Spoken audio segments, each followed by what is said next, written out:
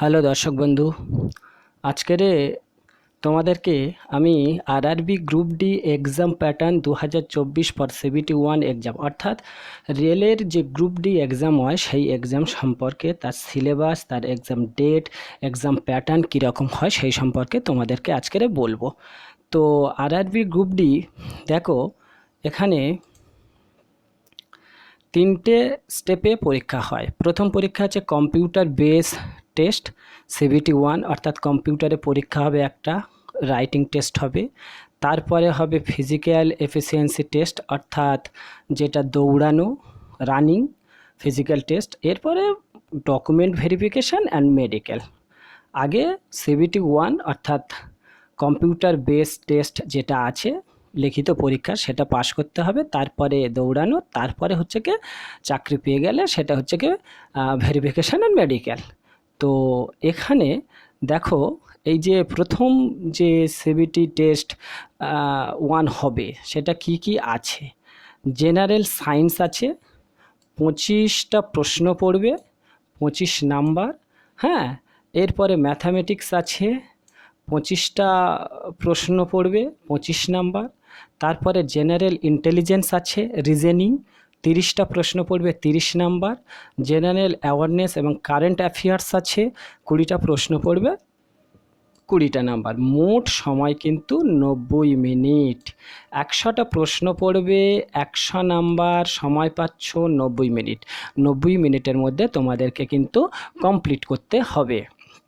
এই 90 মিনিটের পরে যে কাট অফ নামে, সেই কাট অফে যদি তোমরা কোয়ালিফাই করতে পারো, তারপরে যেটা আসছে সেটা হচ্ছে কি ফিজিক্যাল এফিসিয়েন্সি টেস্ট, অর্থাৎ যেটা ফিজিক্যাল।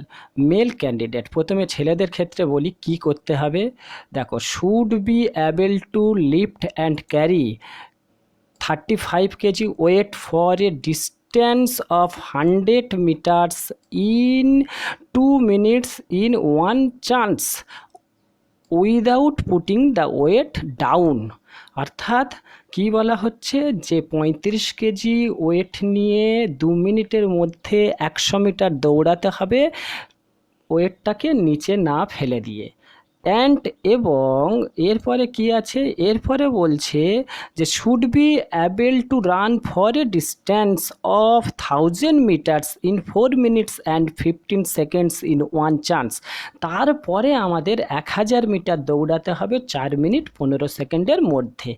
এরপরে ফিমেল ক্যান্ডিডেট ক্ষেত্রে যদি আমি বলি কি হবে, ফিমেল ক্যান্ডিডেটের ক্ষেত্রে যদি আমি বলি, তাহলে যেটা হবে সেটা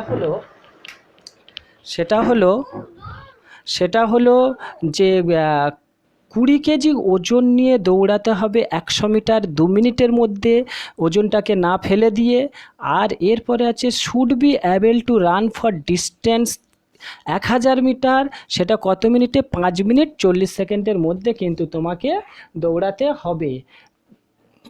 ঠিক আছে, এরপরে আছে ডকুমেন্ট ভেরিফিকেশান অ্যান্ড, এরপর তো এইটা যদি কোয়ালিফাই করে যাও তাহলে তোমরা কিন্তু চাকরি পেয়ে গেলে। ঠিক আছে, এরপরে এই যে আরআরবি গ্রুপ ডি সিলেবাসটা কী কী আছে, সিলেবাসটা একটু আমি বলে দিই। দেখো, এখানে কিন্তু নেগেটিভ মার্কিং রয়েছে। নেগেটিভ মার্কিং হচ্ছে 1/3 মার্ক, অর্থাৎ 3টে ভুল গেলে 1 নাম্বার কেটে নেবে। নেগেটিভ মার্কিং অবশ্যই রয়েছে। এরপরে দেখো, এই যে ম্যাথামেটিক্স সিলেবাস, ম্যাথামেটিক্সে কী আছে, নাম্বার সিস্টেম আছে।